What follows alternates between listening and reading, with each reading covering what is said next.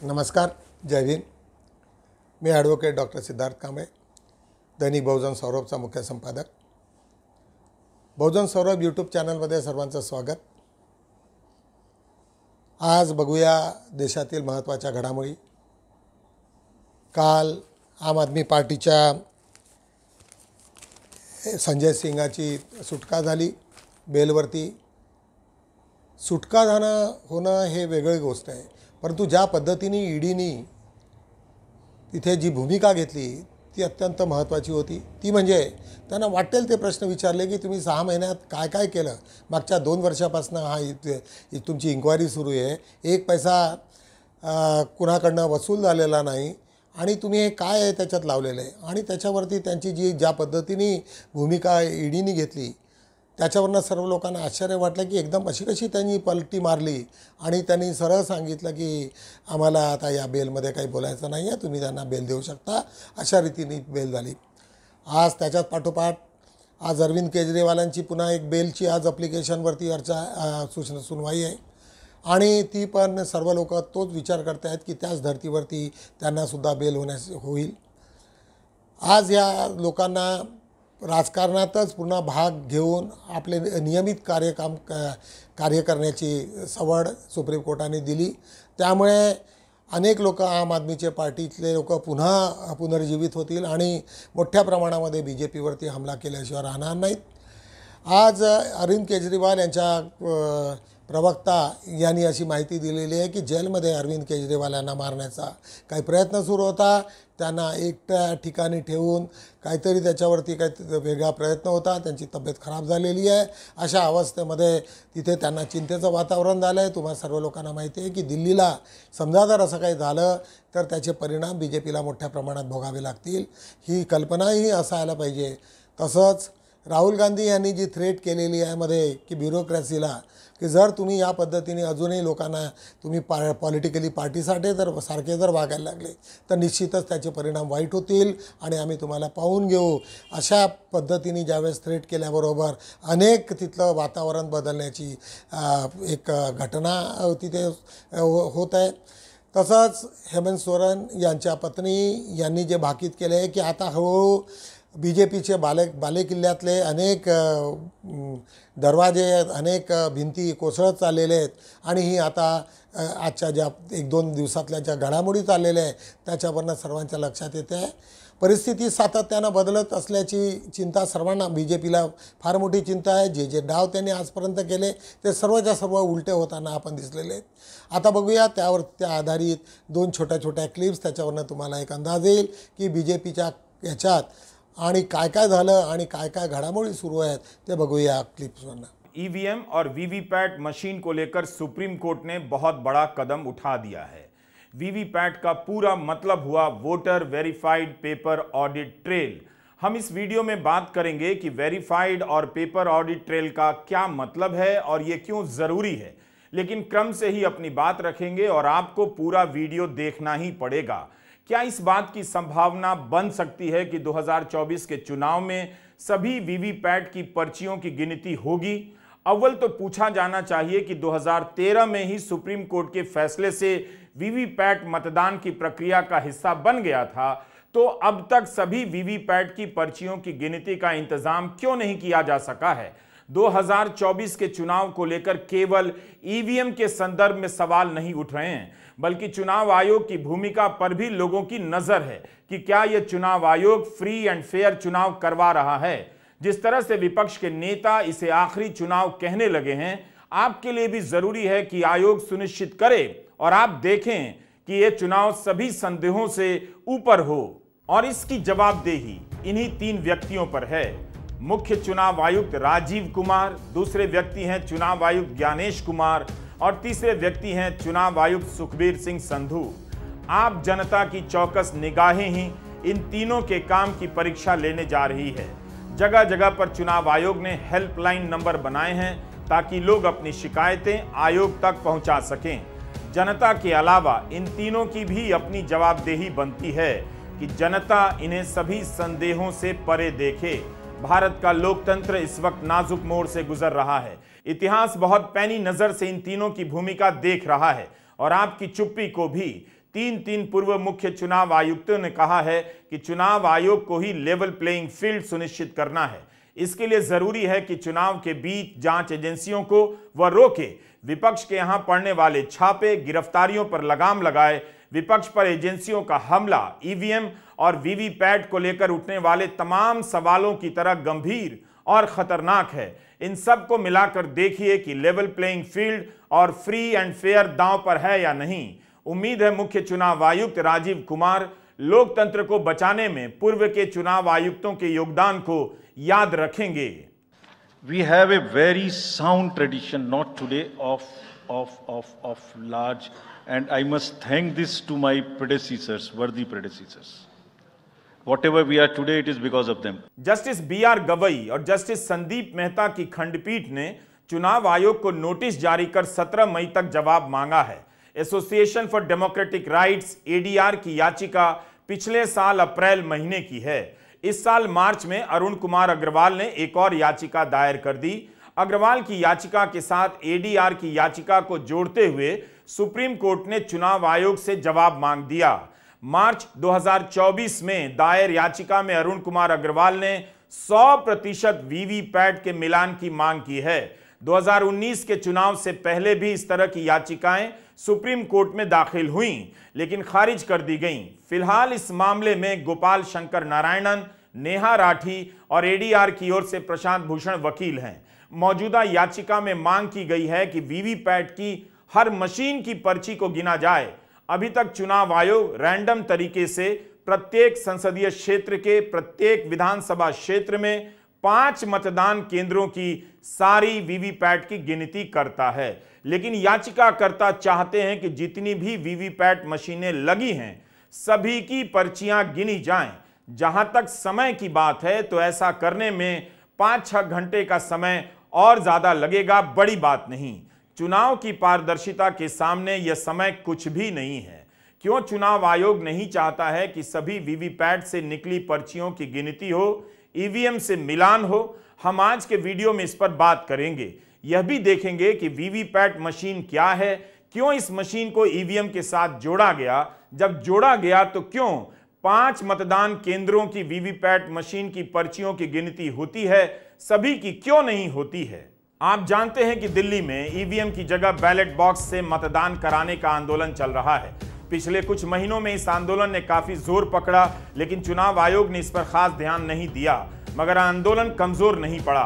पाशा जैसे वकील बार बार सड़क पर उतरते रहे और ईवीएम से चुनाव नहीं कराने की मांग करते रहे। जब चुनावी तारीखों के ऐलान को लेकर चुनाव आयोग की प्रेस कॉन्फ्रेंस हुई, वहां भी इस आंदोलन का असर देखा गया।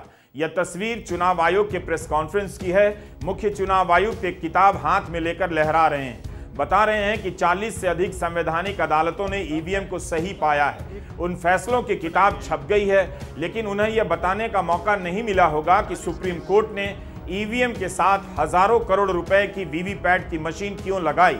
जब लगाई तो सभी वीवीपैट मशीनों की पर्चियों की गिनती क्यों नहीं हो सकती है। राजनीतिक हवा की पहचान सही मायने में उस पैसे से जुड़ी होती है जो पैसा राजनीति को चलाता है, और राजनीति अपने तरीके से उस पैसे को हाँकती है। और यही क्रोनी कैपिटलिज्म या कहें कॉरपोरेट के साथ जो राजनीति की मशक्कत होती है, उसमें कहते हैं कि सब कुछ दांव तो कॉरपोरेट का ही लगा होता है। और इसीलिए जब हवा बदलने लगती है तो कॉरपोरेट को पहली खुशबू उसकी दिखाई देने लगती है, उसे महसूस करने लगता है वो। तो क्या इस देश के भीतर कॉरपोरेट इस बदलती हुई फिजा में उस राजनीतिक हवा को अब भांपने लगा है? और शायद इसीलिए गैर बीजेपी शासित राज्यों में अब उसका पैसा जाने लगा है। रोजप्रमाणे आज आम्ही बुद्धा या सिरियलमधनं एक छोटीशी क्लिप दाखवत असतो। बुद्धत्व प्राप्त होण्याच्या आधी सिद्धार्थ लग्नानंतर यशोधरेसोबत गावात जातात, गावात काही लोकांच्या घरी राहतात आणि एकदा जेवण करत असताना एका लहान मुलाचा आवाज, त्यांना रडण्याचा आवाज येत असतो। ते अस्वस्थ होतात, ते म्हणतात की काय झालं तिथे, म्हणून जाऊ। त्यांच्यासोबत चन्ना त्यांचा जवळचा लहानपणचा मित्र, त्यांचे आणि अनेक लोक असतात। ते तिथे जातात, त्याची चौकशी करतात आणि ते सांगतात की माझ्या मुलाला काही लोकांनी तिथे उचलून नेलं, नवी नगरी हा शब्द घेतात। सिद्धार्थाला नवी नगरी हा काय प्रकार आहे माहिती नव्हता. तुम्हा सर्व लोकांना माहिती आहे की आतिशमोहिनींनी ज्यावेळेस सिद्धार्थाचं भविष्य वर्तवलं होतं की हा फार मोठा संन्यासी होईल, तेव्हापासनं राजा शुद्धोधन अत्यंत अस्वस्थ होते आणि त्यांना दुःख, वृद्ध, म्हातारे हे यांच्यापासून त्यांना दूर ठेवायसाठी सर्व लोकांना गावाच्या बाहेर काढून एक वेगळ्या नगरात त्यांची वसाहत बसवली होती. हे सिद्धार्थाला माहिती नव्हतं आणि त्याच्यात तो लहान मुलगा म्हणतो की नवी नगरीमध्ये घेऊन गेले. त्याच्यानंतर तो म्हणतो आणि यशोधरा सांगते की आपण उद्या त्यांच्या गावी जाऊ आणि दुसऱ्या दिवशी गेल्याच्या नंतर दुःख काय असते आणि एवढीशा कमाईत एवढे लोक कसे खातात आणि ते पाहून अस्वस्थ होतात. सिद्धार्थ अस्वस्थ झाल्यानंतर ते काहीच बोलत नाही आणि ते परत येतात. अत्यंत दुःखी मनाने होते, परंतु ते सातत्यानं नवी नगरीचा हा आवाज त्यांना मात्र त्यांच्या कानात गुंजत असतो. अशा पद्धतीची एक सुंदरशी क्लिप बुद्धा या सिरियलमधनं आम्ही तुम्हाला घेऊन येतो आहे. निश्चितच तुम्हाला हे लक्षात येईल की सिद्धार्थांना जे ज्ञानप्राप्तीच्या आधी त्यांचं मन कसं होतं आणि कशा पद्धतीच्या त्याच्या भावना होत्या हे या क्लिपवरनं तुम्हाला दिसेल. निश्चितच तुम्हाला अनेकदा पाहायला आवडेल. बघूया ती क्लिप.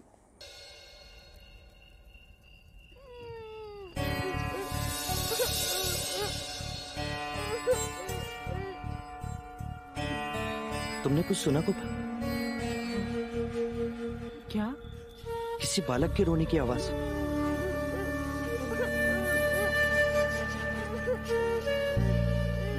हाँ, सुनो, देखो तो वहां कौन रो रहा है.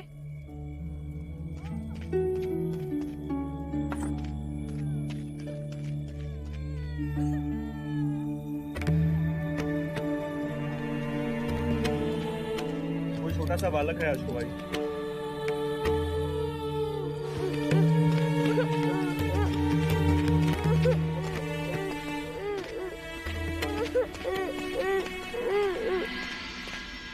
क्या हुआ? कौन हो तुम और क्यों रो रहे हो? क्या नाम है तुम्हारा? मैं दारुण. हमारा भाई है ना, भाई इतना बड़ा. हाँ, क्या हुआ तुम्हारे भाई को? उसे राज के सैनिक ले गए. सैनिक क्यों ले गए उसे? उसे काला जुआर था. तो उसे वैदराज के पास लेके गए होंगे. ना, उसे नई नगरी ले गए.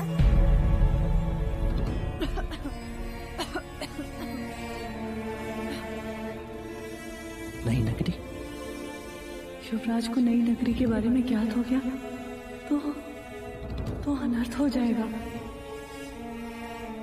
लगता है डर गया होगा. हमें शीघ्र ही इसके माता पिता के पास जाना चाहिए. आपका घर कहाँ है? उधर. क्या तुम चलोगे? हाँ हाँ, क्यों नहीं, अवश्य. परंतु इस अंधेरे में अनजान जंगल से जाना उचित न होगा युवराज.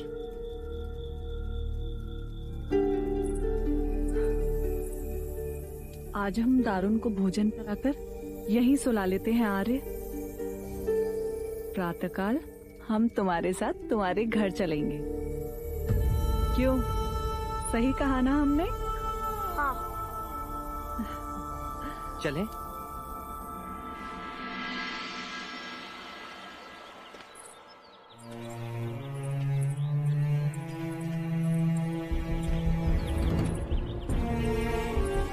आइए ना महाराज, आइए.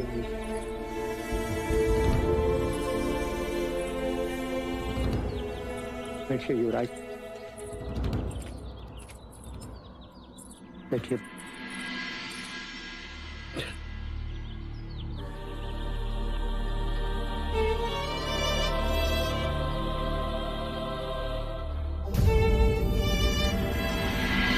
खाने में जो था तो आपको दे दिया है. युवराज, आप खाएंगे तो हमें खुशी होगी.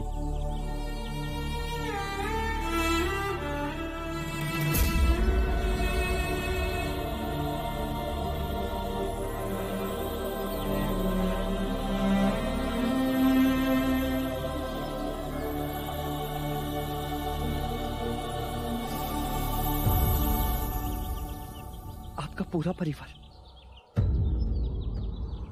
इतने चावल में कैसे निर्वाह कर लेता है? क्या करे युवराज, दिन भर परिश्रम करके इससे अधिक नहीं जोड़ पाते। तो गांव वाले अच्छे हैं जो हमेशा एक दूसरे की सहायता कर देते हैं, लेकिन वो भी क्या करें। युद्ध जो हुआ था उनके भी हाथ बंधे हैं।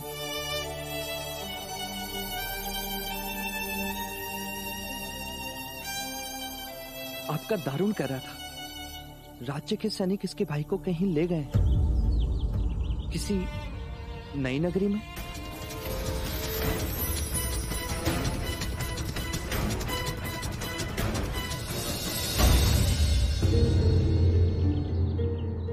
नई नगरी?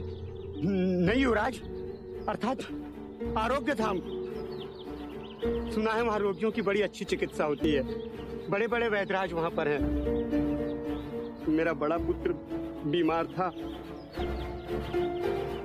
तो संबंधी के घर आरोग्य धाम इलाज के लिए भेज दिया था युवराज।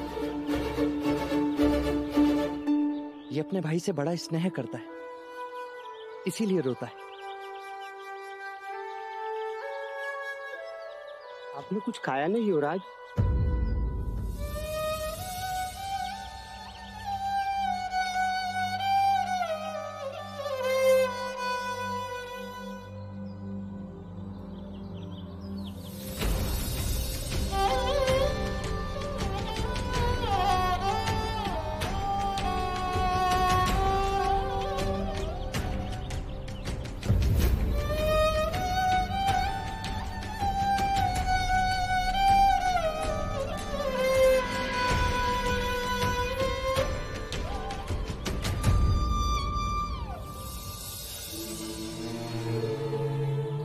सिद्धार्थ है ना?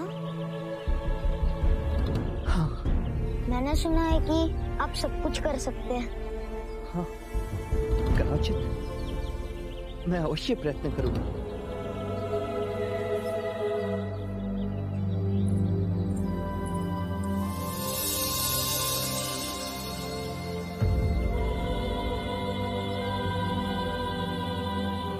बाबा,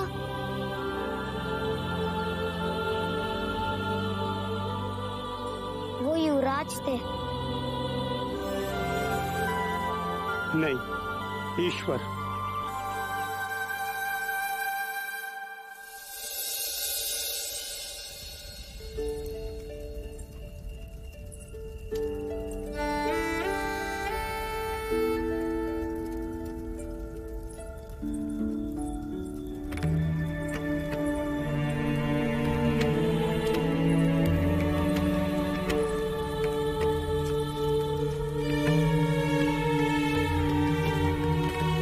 आज आपण आढावा घेऊ पेपरचा। आज संपूर्ण देशामध्ये एक संपूर्ण देशाची क्षमा मागा। तुम्हा सर्व लोकांना माहिती आहे की काल त्या दिवशीपासनं एक फार मोठी जाहिरातीवरती रामदेव बाबांची मागे त्यांनी खोट्या जाहिराती केल्याच्या ह्याच्यावरती सुप्रीम कोर्टाने त्यांना फार ताशेवर धरलं आणि त्याच्यानंतर त्या दिवशी त्यांची भेद आली, त्यांना पुन्हा बोलवण्यात आलं आणि त्यांनी सर्व दोघांनी मिळून हातपाय जोडून क्षमायाचना केली। परंतु त्यांनी सांगितले की क्षमायाचना तुम्हाला आम्ही कसं काय सोडणार आहोत, तुम्ही हजारो लाखो करोडो लोकांना फसवलेलं आहे, तर तुम्ही या लोकांची माफी मागा। आम्ही माफी देऊन काय करणार, आम्ही तर तुम्हाला माफी देणारच नाही।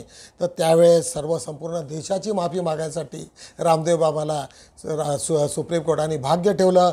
म्हणजे सुप्रीम कोर्टाची ताकद ही किती महत्त्वाची असते, किती मोठी असते, किती मोठा राजा असो, किती मोठा लंका असो, परंतु ज्यावेळेस सुप्रीम कोर्टाचा डंडा चालतो त्यावेळेस अच्छा लोकांची हवा टाईट होते, हे तुम्हाला या बातमीवरून कळेल। आज त्याच्याच खाली आज आम्ही उमेदवारी अर्ज भरण्यासाठी उमेदवाराने पोते भरून आणली चिल्लर तुम्हा सर्व लोकांना माहिती आहे खासदारकीचे आता फॉर्म भरणं सुरू आहे. यवतमाळची घटना आहे. यापूर्वी मला वाटतं 1-2 इलेक्शनच्या आधी अशाच प्रकारच्या घटना घडलेल्या होत्या. आज बघूया त्याच्याखाली वापरा आणि फेका हीच भाजपची नीती. आदित्य ठाकरे यवतमाळला ते त्यांच्या कॅन्डिडेटसाठी ते प्रचारात मोहिमेत असताना त्यांनी ते उद्गार काढले की भाजपच्या ह्याच्यात जे लोक घेतले त्यांना वापरलं आणि फेकून दिलं. शेवटी त्यांच्याजवळ दुसरी कोणतंच काही नसते, फेकण्याशिवाय दुसरा पर्याय नसतो. त्याच्या शेजारची बातमी आज आम्ही गोंदियाची घेतलेली आहे. पोलीस नक्षल चकमकीत 2 नक्षलवादी ठार.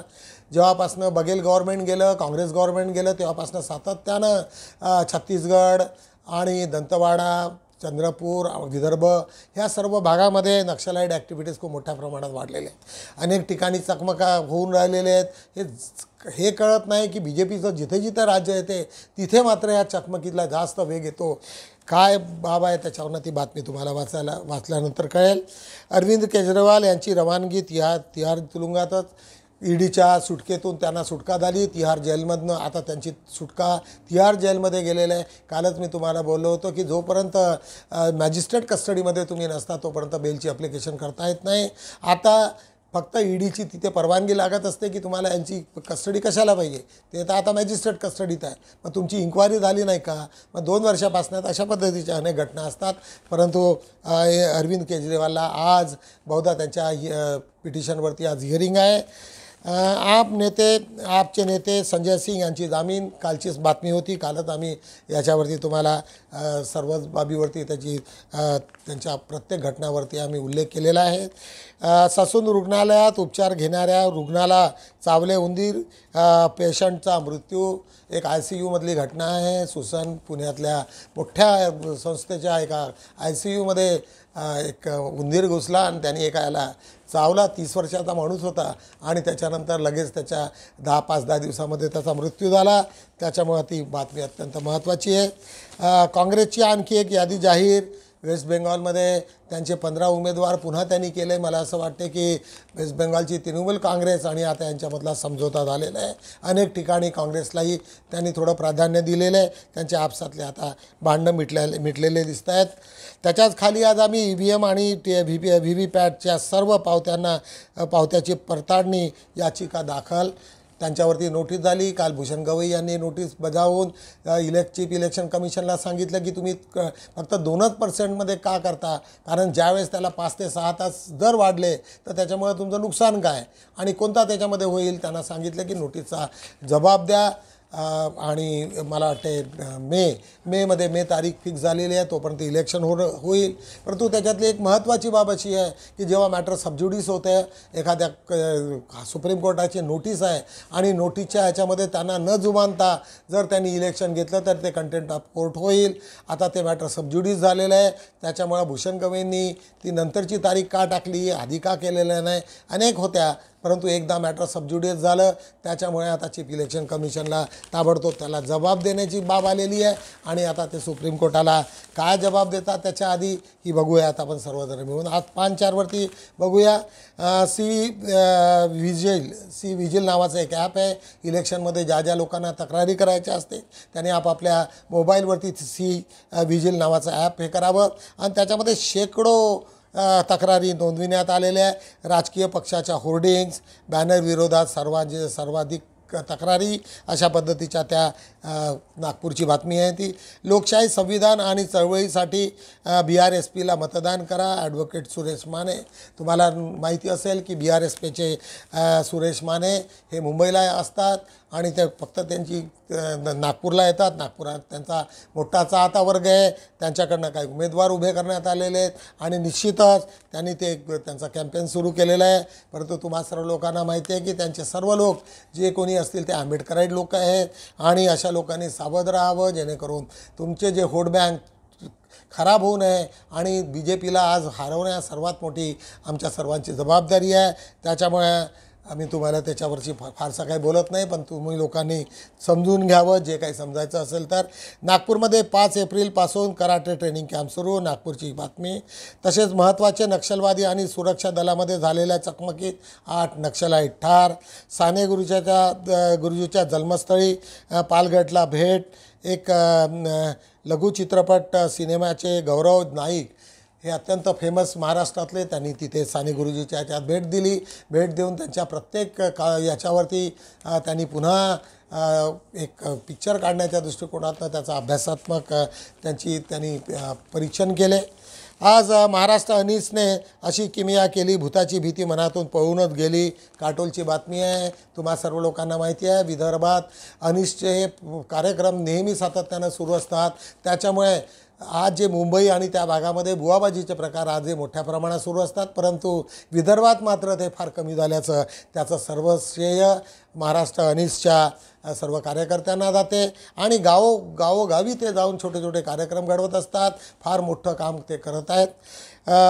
चित्रार्थ आर्ट प्रदर्शनाच्या माध्यमातून तृतीय पंथाची जाणीव, एक नागपूर इथे मोठं एक एक्झिबिशन बनलेले आणि 2024चं त्याच्यामध्ये त्यांच्या समस्या, त्यांचे प्रॉब्लेम, त्यांचे फिजिकल प्रॉब्लेम आणि अनेक त्याला सोशल जे त्यांचा स्टिग्मा लागलेला आहे याच्यावरती सर्व एक चित्रीकरणाचं एक मोठं एक्झिबिशन नागपूर इथे भरलेलं आहे. रामटेकमधील महाविकास आघाडीचा तिढा सुटला. तिथे मध्ये तुम्हाला माहिती आहे की बर्वे यांनी एक अर्ज दाखल केला होता, परंतु जातीच्या प्रमाणपत्रामुळे तो अर्ज त्याच्या मिसेसचा रद्द झाला. त्याच्यानंतर त्यांच्या मिस्टरांनी डमी अर्ज भरला आणि तिथे जो नवीन वाद निर्माण झाला होता 2-3 पक्षातला, तो तिढा आता संपलेला आहे. त्याची बातमी आज आम्ही त्याच्यात टाकलेली आहे. पाली दिवसानिमित्त धम्मपद पीठावर स्पर्धा. तुम्हा लोकांना माहिती आहे की धम्मपद आणि पाली भाषेचं आता आंतरराष्ट्रीय संमेलन नागपूर इथे झालं आणि त्याच्यानंतर अनेक लोकांना पाली भाषेबद्दल एक छोटासा एक आस्था निर्माण झालेली आहे, शिकण्याची आशा झालेली आहे. त्याच्यामुळे आज अनेक ठिकाणी त्याच्यावरती पाठांतरांचा एक स्पर्धा सुरू झालेली आहे. आदिवासी विद्यार्थी नामांकित शाळेतच राहणार, आदिवासी विकास विभागाचे आदेश. जे लोक आता जे मुलं पास झाले आणि दुसरीकडे ज्यावेळेस त्यांची ॲडमिशन होईल त्या तिथे न करता जिथे जिथे चांगल्या शाळांमध्ये त्यांचं ॲडमिशन आहे तेच कंटिन्यू राहील, अशी ती बातमी आज आम्ही आरोग्य आदिवासी विकासाने प्रकाशित केलेली आहे. MPSCच्या राज्यसेवा व इतर परीक्षामध्ये बार्टीच्या विद्यार्थ्यांचे यश. तुम्हा लोकांना माहिती आहे की बार्टीने अनेक ठिकाणी वेगवेगळे उपक्रम सुरू केलेले आहेत. त्याच्या ट्युशन्सपासून तर वेगळ्या पद्धतीचे आहेत आणि त्याच्यात त्या भरभरीत यश त्या पोरांना मिळालेलं आहे. त्याच्यामुळे त्या सर्वांचं अभिनंदन. बहुजन सौरभकडनं आम्हीसुद्धा त्याचं अभिनंदन करतो. ॲडव्होकेट प्रकाश आंबेडकरला घणाघास. मुंबईतील सभा आणि 14 ते 16 जागा पण काँग्रेसला दिलासा, असं ते आहे. तुम्हा सर्व लोकांना माहिती आहे प्रकाश आंबेडकरचा खेळ दरवर्षी येत असतो, थोडा वेळ चालतो, त्याच्यानंतर अनेक ठिकाणी त्यांच्या जमानती जप्त होतात. नंतर काय होते त्यांच्यानंतर पत्ता लागत नाही, त्यांचे कार्यकर्ते कुठेच दिसत नाही आणि मध्येच त्यांच्यावरती अनेक लोकांनी ताशेरे उडवलेले आहेत. आणि त्यांच्या यूट्यूब्सवरती त्यांच्या सभेमध्ये सर्व पैसा हा BJPचा असतो. अनेक लोक त्याच्यावरती वेगवेगळ्या पद्धतीने टिप्पणी करत असतात, परंतु त्याच्यावरती मात्र ते प्रकाश आंबेडकरांनी कधी खुलासा केलेला नाही. आज बघूया जगलेलेख. आज आमचा सुदामाच्या पेहराव्यातील लपलेल्या परशुरामापासून सावध राहा. आज तुम्हा सर्व लोकांना माहिती आहे की परशुराम कोण आणि सुदामाचे पोहे कोणी खाल्ले होते.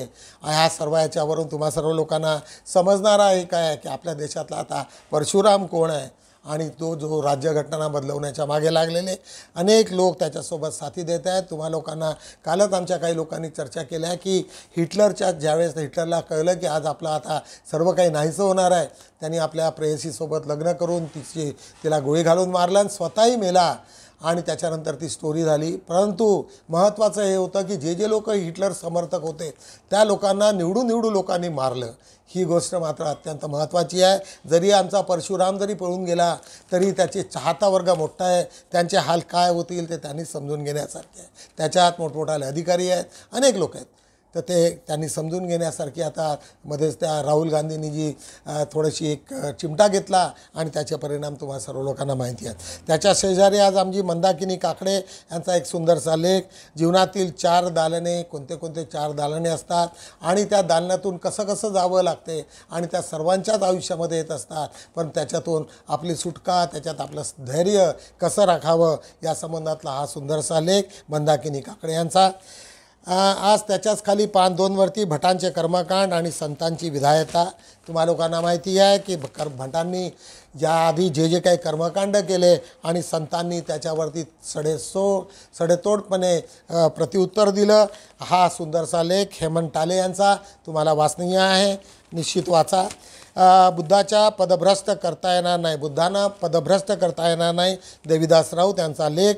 बुद्धांच्या आज 2500 वर्ष झाले, परंतु सातत्यानं बुद्धिझम ज्या पद्धतीने संपूर्ण जगात पसरलेला आहे, आज जगातील नंबर 2चा तो मोठा धर्म आहे आणि तो सातत्यानं वाढतो आहे. त्याच्यामुळे कितीही लोकांनी भ्रष्ट करण्याचा जरी प्रयत्न केला, परंतु तो शक्य नाही. त्यात काही पाली गाथाला अनुसरून त्यांनी हा सुंदरसा लेख लिहिलेला आहे. बघूया तो वाचून, तुम्ही वाचण्यात तुम्हाला आनंद येईल. आज बघूया पान 3 वरती आम्ही काय काय दिलेले आहे. आज पुन्हा निवडणुका असल्यामुळे सातत्यानं आम्ही लोकांनी त्या बातम्या आज कव्हर करत असतो. निवडणुका, पेड पत्रकारांना सुगीचे दिवस. सर्व लोकांना तर म्हणतात पत्रकारांना खूप पैसे वगैरे देतात BJP, पण बहुजन सौरवला मात्र अजूनही कोणी साधी जाहिराती दिलेले नाही.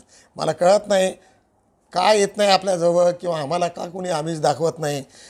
परंतु खरं आहे की यावेळेस सर्वांची मालामाल झालेली असते. जे लोक रात्रंदिवस त्याच्या मागे फिरतात, BJPचे गुणगान गातात आणि जे लोक अशा मोठ्या कारस्थानाशी त्यांचा संबंध असतो त्यांना पैसे निश्चितच मिळणार आहेत. याच्यावरती चांगला एक लेख डॉक्टर केशव मेंढे यांचा अत्यंत वैचारिक तो लेख आहे, सर्वांना वाचायला आनंद मिळेल. त्रिरश्मी बौद्ध लेणीच्या छायेखाली एक सुंदरसा लेख मिलिंद मानकर यांचा.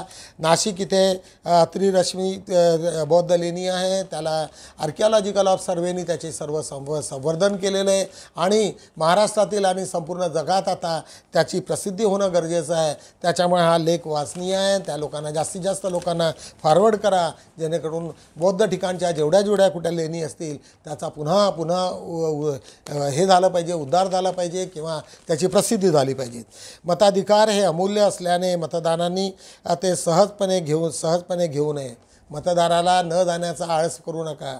सकाळी जा, दुपारी जा, संध्याकाळी जा, परंतु जा आणि तुमचं लक्ष असू द्या की जिथे जिथे EV पॅड आहेत आणि जिथे जिथे ट्रान्सपरंट नसतील किंवा दिसलं नसेल तर तुम्ही ताबडतोब त्याची तक्रार करा. आता ऐकण्यात असं येते की त्याची जी फिल्म होती, जे दिसत होतं त्याच्यावरती ट्रान्सपरन्सी जी कमी झालेली आहे, एकदम काळा पट्टा लावलेला आहे. असा जर असेल तर सरळ दिसला नाही आम्हाला म्हणून तुम्ही त्याची तक्रार करू शकता. त्यांना सांगता येईल की मी तिथे होट केलं परंतु कोणाला दिसलंच नाही. मला जरी दिसलं असेल तर मग ते सांगा दिसलं म्हणून, किंवा नसेल दिसलं तर सरळ त्याच्यामध्ये न घाबरता सांगायला पाहिजे. अशा पद्धतीचा रतन तायडे यांचा हा लेख. एक सामाजिक अंधश्रद्धावरती एक सुंदरसा लेख विनायक जांभळे यांचा, बहुजन सौरभसोबत सातत्यानं जुळलेले.